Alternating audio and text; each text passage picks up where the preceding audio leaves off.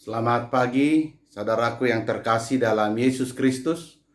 Hari ini kita mengucap syukur, kita kembali memuji Tuhan, serta mempersiapkan hati untuk menyambut firman-Nya, membekali dan memberi kita kekuatan dalam menjalani hidup di hari ini. Kita bernyanyi dari Kidung Jemaat nomor 439, ayat yang kedua dan ayatnya yang keempat. Bila topan keras melanda hidupmu, adakah beban membuat kau penat? Salib yang kau pikul menekan berat. Hitunglah berkatnya, pasti kau lega, dan bernyanyi terus penuh bahagia. Berkat Tuhan mari hitunglah, kau kan kagum oleh kasih-Nya. Berkat Tuhan mari hitunglah, kau niscaya kagum oleh kasih-Nya. Dalam pergumulanmu di dunia, janganlah khawatir, Tuhan adalah.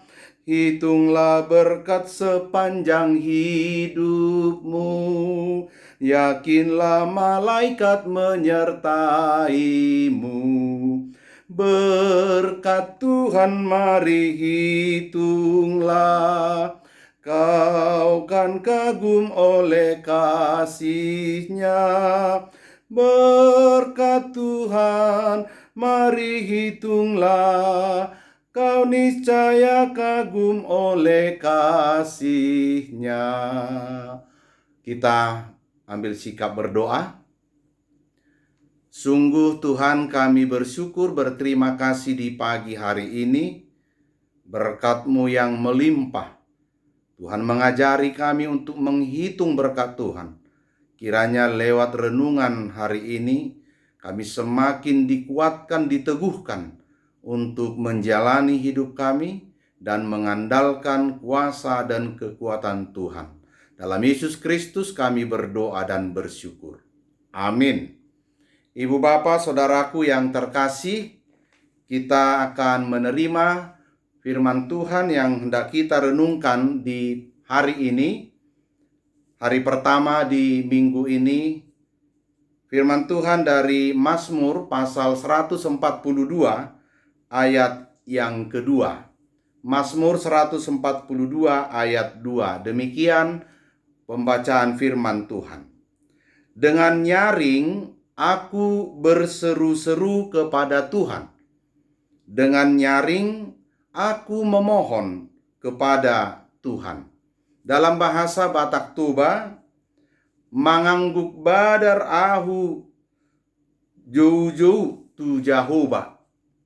Marhura jado suaraku tu Jehovah. Demikian firman Tuhan. Saudaraku yang terkasih, setiap manusia tentunya memerlukan bantuan atau pertolongan. Sejak dari lahir, masa kecil, hingga sampai dia tua. Atau bahkan kita katakan sejak dia ada di dunia ini sampai mengakhiri hidupnya dari dunia ini. Sehingga ada ungkapan orang Batak mengatakan, dang tertuhuk sadahalak padingdingan. Jika kita terjemahkan secara harafiah kira-kira demikian, seseorang itu tidak mampu mendirikan satu tembok atau dinding kalau hanya dengan kekuatan atau dengan tenaganya sendiri. Dia pasti butuh bantuan orang lain, sehingga dia mampu mendirikan tembok, dinding, ataupun bentuk bangunan lainnya. Itulah sebabnya juga dalam falsafah kehidupan orang Batak ada yang dikatakan mardalihan natolu paopat sihal-sihal. Sobba marhula-hula, elek marboru, manat mardongan tubuh. Dan satu lagi, manat mardongan sahuta. Burju mardongan sahuta. Orang-orang yang tinggal dalam satu masyarakat, wilayah atau tempat tertentu, tentu kita harus menjalin persaudaraan yang baik. Akan tetapi lebih daripada itu, ibu bapak saudara yang terkasih, tentunya kita juga tahu bahwa bagi orang percaya Kristen Batak, kita yang telah digarami oleh Injil atau firman Tuhan, sejak dari Bonapasogit, tanah Batak, bahwa kita telah atau sudah mengembangkan adat 5 perdalihan. Aibalgado hudun pangalopaan. Balgado hudun pangalopaan. Apa itu di dalamnya yang terkandung? Dalam pengertian 5 perdalihan itu, manat mardongat tubuh, elek marboru, soba marhula-hula, dengan marsihal-sihal, nama biar tu dewata. Takut akan Tuhan. Sesungguhnya inti dari ungkapan itu adalah bagaimana pentingnya atau yang ditekankan pentingnya hidup saling tolong-menolong. Hidup saling menghargai.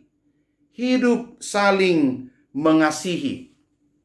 Apakah itu di dalam aktivitas kita saat bekerja, di kantor, di rumah, di sekolah, perusahaan, atau organisasi-organisasi lainnya.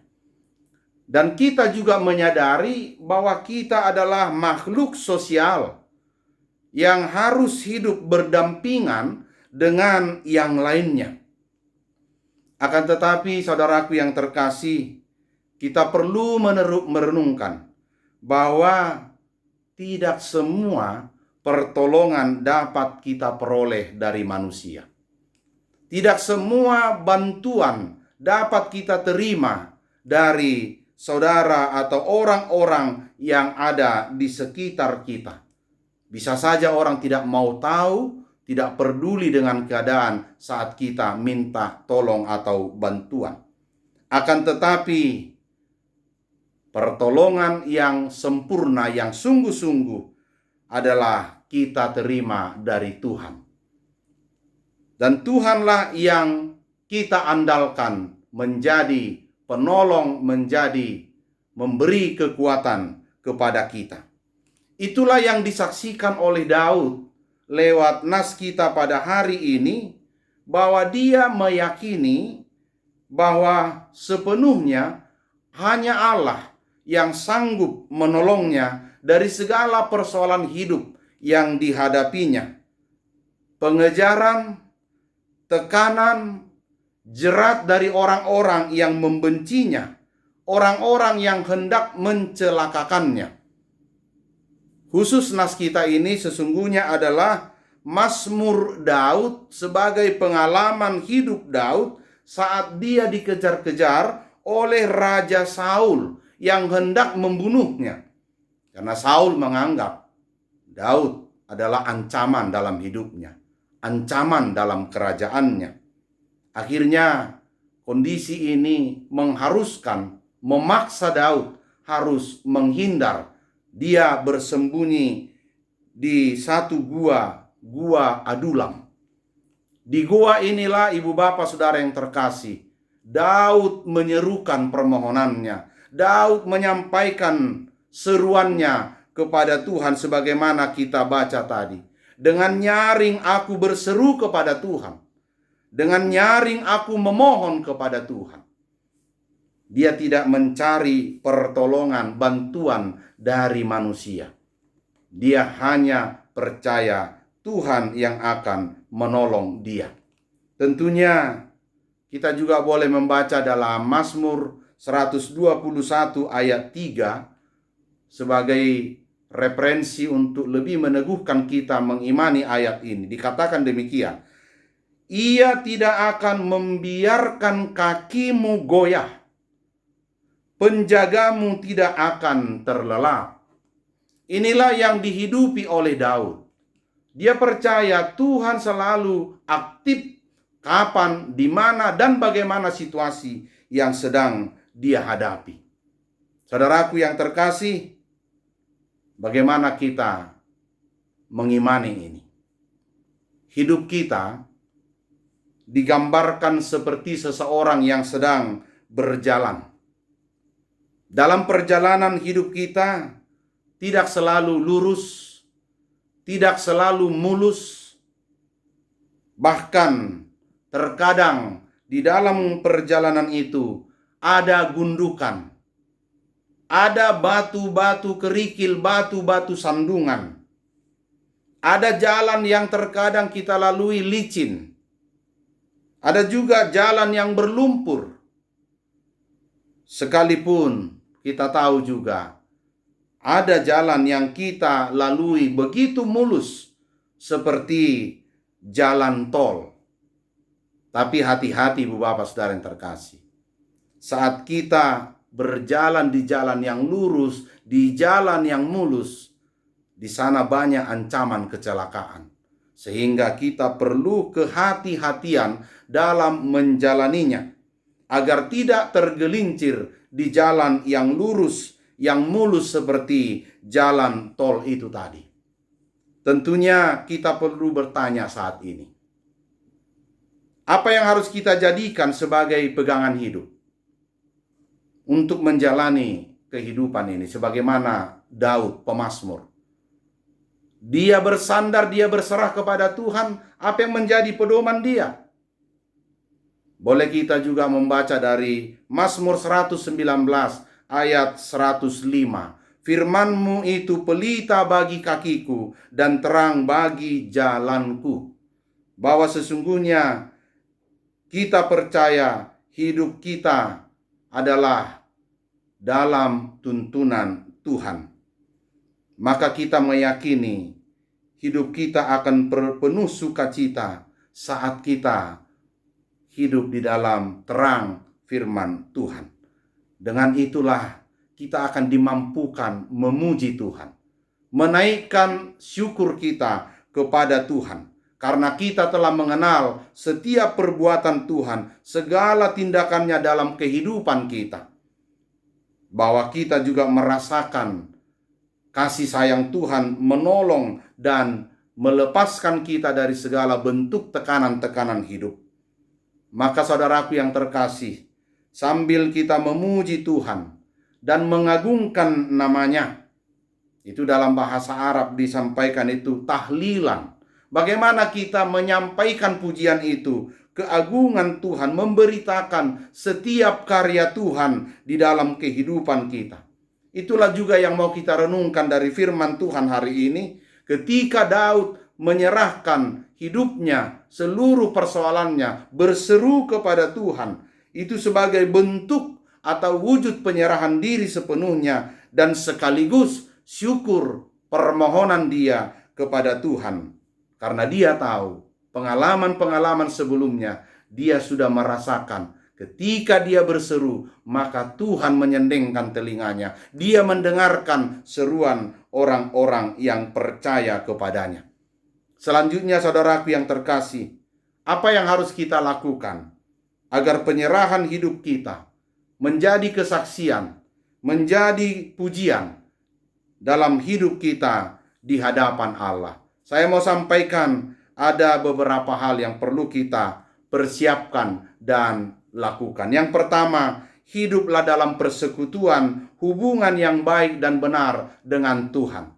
Daud sesungguhnya mampu menyampaikan, berseru setiap persoalan yang dihadapinya, karena dia telah lebih dahulu menjalin hubungan persekutuan dengan Tuhan secara baik dan benar. Maka bagaimana kita juga menjalin kehidupan yang demikian? Sekalipun banyak kecemasan, sekalipun banyak yang mendesak dia, hidupnya tersesak, sakit, banyak kekhawatiran, dan hal lainnya.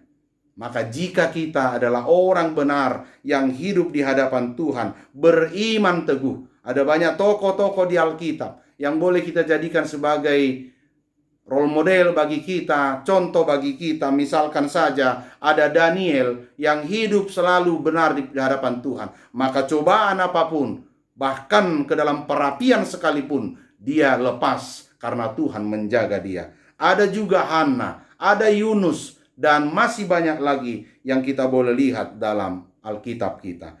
Maka seperti Daud dalam nas ini, rahasia ilahi, mistik ilahi itu akan nyata, dan kita pun akan mendengarkan dan melihat setiap keajaiban yang Tuhan lakukan. Asal kita tetap percaya dan sepenuhnya berserah kepada kekuatan Tuhan. Yang kedua, saudaraku yang terkasih, pengakuan Daud hendaknya juga menjadi pengakuan kita bahwa Allah adalah penguasa yang tidak ada tandingannya, yang tidak ada duanya. Pargogo naso hatudosan.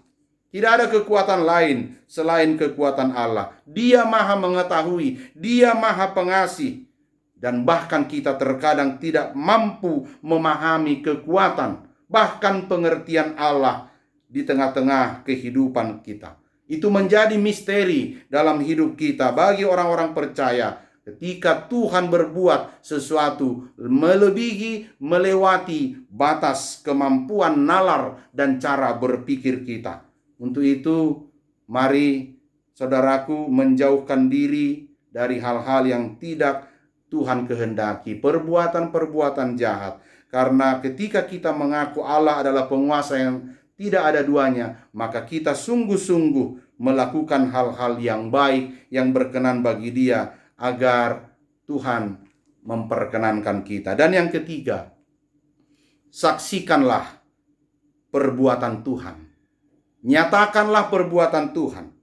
Bahwa Allah telah berbuat, Allah telah bertindak di luar kemampuan kita. Itulah yang hendak nyata serta terpancar dalam kehidupan kita masing-masing. Sebagai orang-orang yang telah merasakan kasih sayang Tuhan, anugerah Tuhan dalam hidup kita. Bagaimana kita tidak menonjolkan kehebatan kita, tidak mengedepankan kehebatan kita atau status jabatan apapun, tapi tetap kita mengandalkan perbuatan Tuhan dalam hidup kita. Artinya, saudaraku yang terkasih, janganlah kita mencari-cari pujian dari manusia, seolah-olah hanya kita yang hebat. Jangan pula sekali-sekali kita merasa bangga jika dipuji-puji orang lain, yang akhirnya membawa kita jatuh ke dalam kesombongan diri, jatuh ke dalam kecongkakan. Walaupun secara manusiawi, saya dan ibu bapak saudara yang terkasih, semuanya manusia ingin dipuji, butuh pujian. Tapi hari ini kita diingatkan, biarlah kita hanya memuji mengagungkan Tuhan. Itulah doksologi kita, pujian kita kepada Tuhan. Hanya nama Tuhan yang patut dipuji dan disembah. Sahabat dan murid Tuhan Yesus, hari ini banyak persoalan kehidupan yang tengah kita hadapi. Di era atau zaman yang cepat berubah ini, era informatika yang semakin canggih ini, kegemerlapan dunia, kemajuan segala sesuatu, bagaimana kita menyikapinya? Bahwa hanya Tuhan yang kita andalkan. Termasuk pandemi COVID-19 yang sedang kita hadapi hingga saat ini, yang belum kunjung berakhir.